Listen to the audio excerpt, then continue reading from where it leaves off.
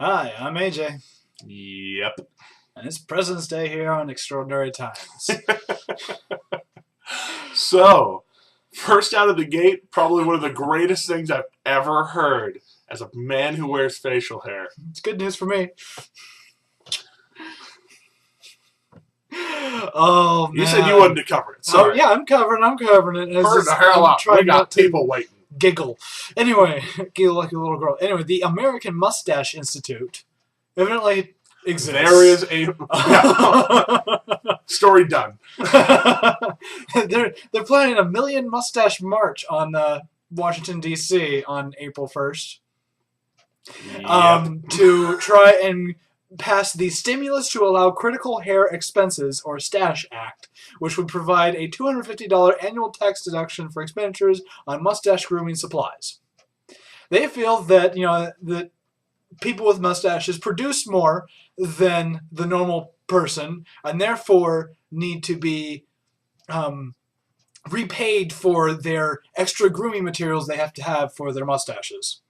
Because, as you may know, when you wear facial hair, particularly mustaches, you look like a boss. Fact. Or at least I try. Anyway. Fact. They've even got a few celebrities involved, including John Oates, Ellie Kemper from The Office, and the Milwaukee Brewers pitcher. Let's see if I can even say that. Milwaukee Brewers pitcher. Thank you, John Axford. All of which rock awesome stashes. They rock the stash, by the way. I think they need to get in Chuck Norris, Dave Grohl from the Foo Fighters, and actually Taylor Hawkins from the Foo Fighters, because he rocks it. Anyways. I'll join. I'm not a celebrity yet, but yeah, sure. Good times. I can't segue for this. Mustache to... So, we have two stories that combine two of our favorite things about science, food and computers. Really cool things.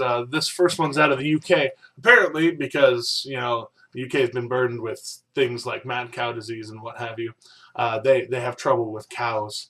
And so, instead of cows, they're just going to grow meat. You heard that right. Grow meat. Test tube beef, basically. I don't know anyone other than myself who is as obsessed about Better Off Ted than myself. So, as soon as I heard this, I was like, what? Because in one of the really early episodes of Better Off Ted, which it was not a long running show, unfortunately, they actually, postulated this and had an episode about this. Growing lab meat. Blobby, the lab meat. And it look, it's conceptually an intelligent idea, meat without cows. And apparently they're doing it and are figuring out how to do it on a massive scale where they would actually be able to make money on it the same way they make money on abusing cattle, which, as a meat eater, I have no qualms about saying. A couple questions here that just popped in my mind. What would PETA have to say about this? And would vegans be able to eat this?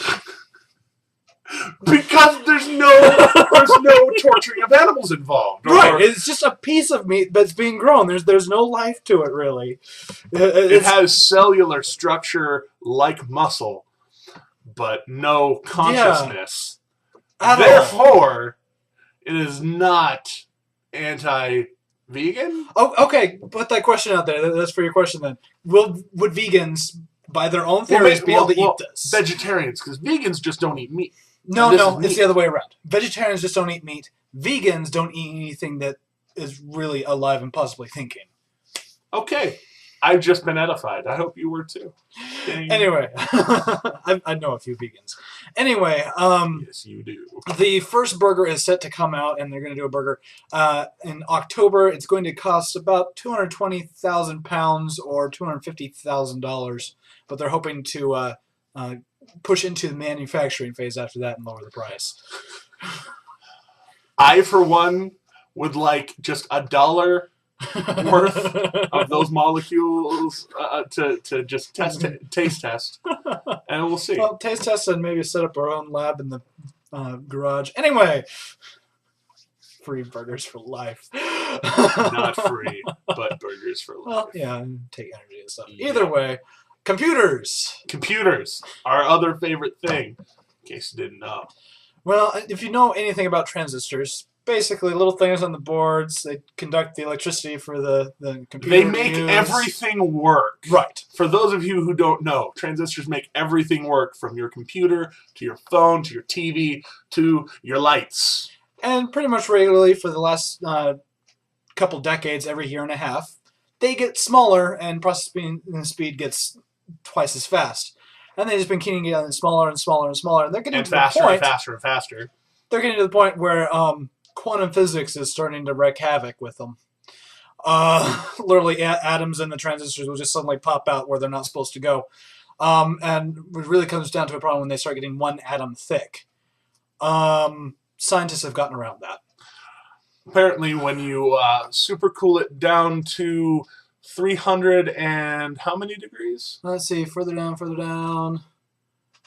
It's really quiet. It's really cold. It's like 360 something degrees.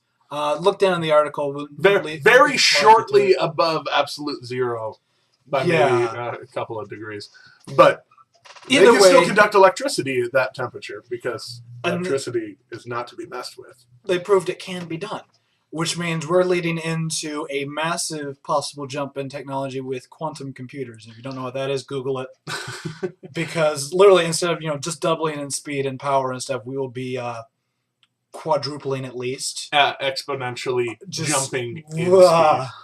And also, in case you didn't catch what he just said, basically we're going to break physics as we know it. And which happens actually obnoxiously often.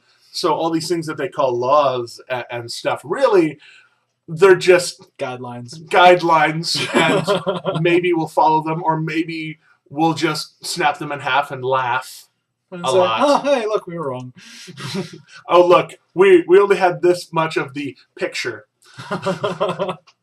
Actually, we don't understand the universe at all. Speaking of weird physics and actually biochemistry as well. And our bad mamma jamma of the day, at least, if not longer, because he's been trapped in a car for 2 months.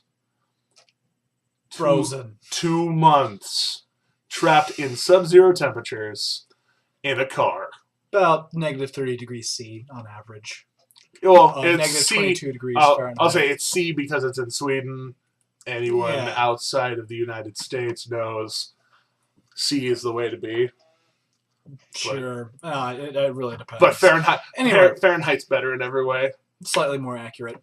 Anyway, just for for people out there. Anyway, so yeah, this guy survived 2 possible ways. They're saying either he hibernated like a bear, or it was the igloo effect when that car got encased in ice and it was only 0 degrees Fahrenheit instead of -22 and hibernated. Either way, this man survived by sleeping off being trapped in a car, and he was found by who again? A couple potential looters. They saw a car trapped in ice, and they were like, "Hey, free car." Oh, hey, there's a dude in here. Is he dead? No, wait, why isn't he dead?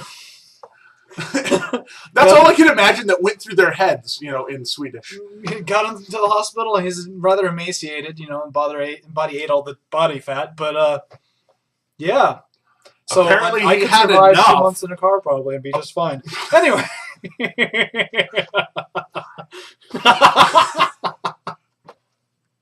Actually, it might get me down to my target weight. Right? See, that's the new diet. Get trapped in the Swiss Alps under ice for 2 months. Anyways, you know what to do. Stories at AllThingsExtraordinary@gmail.com. Come back and see us on the X Times.